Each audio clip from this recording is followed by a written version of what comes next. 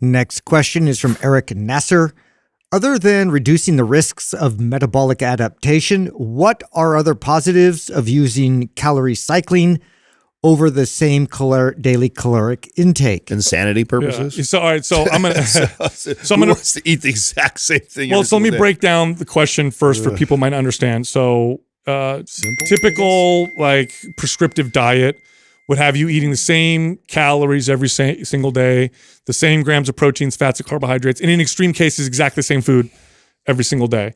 And studies show that when you cycle the calories, where there's higher calorie days, lower calorie days, ultimately equaling the same amount of calories at the end of the week, but it's fluctuating, that prevents or at least mitigates what's called metabolic adaptation, where when you're in a calorie deficit, when you're eating low calorie, your metabolism slows down to adapt. But if you do higher calorie and lower calorie days versus the same all the time, it reduces that effect. Which, if you understand adaptation, I feel like this is kind of obvious. Yeah, it makes sense. I mean, the way anything your body if you want something that your body to get good at and adapt to, right? With anything else, you do it as frequent and as consistent as possible of the same. So it figures out, oh, he's going to do this to me every day in my workout. Oh, he's going to do this every morning, wake up at this time.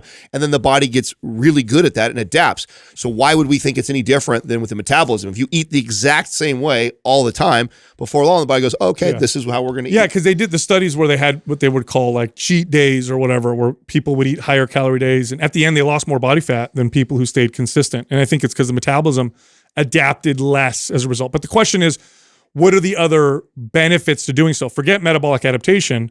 What are the other benefits? Well, I think the biggest benefit is not metabolic adaptation. The biggest benefit is it mirrors real life more. Yes. Psychological benefits. How are you going to go from a meal plan that has you eat exactly 2,000 calories, exactly 100 grams of protein, exactly X amount of grams of carbs and fat every single day? How are you going to go from that Gives to you so then much go more to flexibility? Yeah, where are you going to go to normal life afterwards? Well, also, I mean, what I love about it is that, okay, it's Friday night. I'm going to go to the Warriors game. I love having a hot dog or popcorn while I'm in there.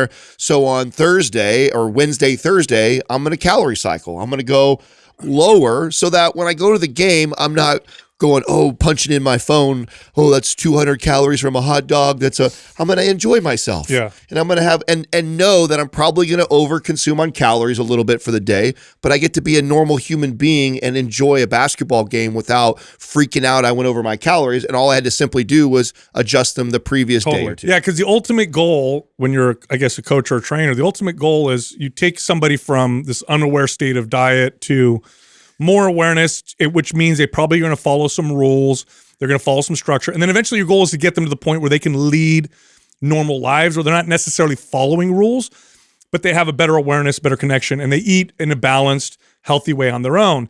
It's really hard to transition from same calories, same grams of proteins, fats, and carbs every single day, or maybe even same foods every day, to regular living. It's easier to transition when you have fluctuations. When I say Saturday and Sunday, you like to eat more, you're going to have more calories on those days. Or what are you doing? Like you said, Thursday night, you're going out with your wife. Let's move these calories from this day into this day. And it's easier transition into real life. Well, now on the counter to that, do you think there's some people out there though that have some bit of addictive tendencies, who are very much like control freaks? Like, I have to have this the same exact way. Like, gives them anxiety when you say that, okay, now tomorrow I can go up this high, and then I have to jump back into adjusting. Well, and those are the people I make do the most.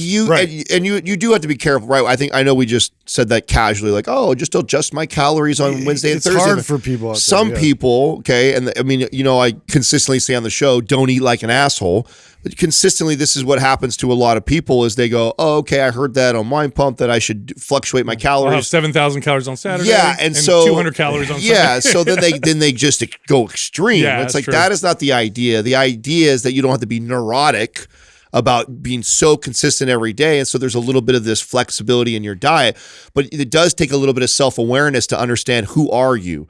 Are you still in this phase of I'm still trying to figure out what a calorie is and what protein, grams, fat, and how I'm supposed to have, and I haven't even strung together a few weeks. Are you training consistency? Is that the highest focus? If you haven't been consistently eating well for yourself and training really well, and you're going into your second week of your first consistent week of being good, and you're like, hey, I'm gonna do what the guy said and just kind of lower my calories on Wednesday, and then Saturday I'm gonna enjoy the game. Like, it's like, and then you go crazy and eat 7,000-8,000 calories. Well, okay, well, you're not ready for that yet. You know, maybe you should eat a little more consistent right now until you've proven that. So it does take a little bit of self-awareness on who you are, where you are in your journey with nutrition and exercise to whether how you take this advice or not. Now, I'm going to take this now a little more granular. So this is more for people who really know what they're doing, maybe more fitness fanatics.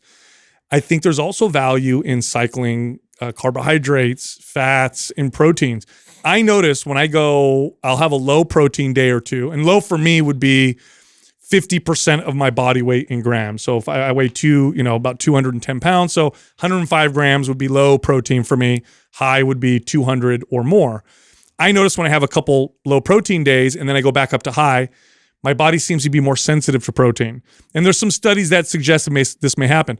Bodybuilders have for a long time also cycled carbs and noticed that when they cycle carbs, they get more sensitive to the carbohydrates, more athletic performance benefits, better pumps, and they get leaner easier. So I think there's more value to cycling your macros and your calories physiologically than just the metabolic adaptation. I think there's performance benefits as well that we may not fully understand. So for those of you that are like fitness fanatics and really dial this stuff in, try that out and see what happens. Going low carb, lower protein, higher protein, and even with fat. See how you feel.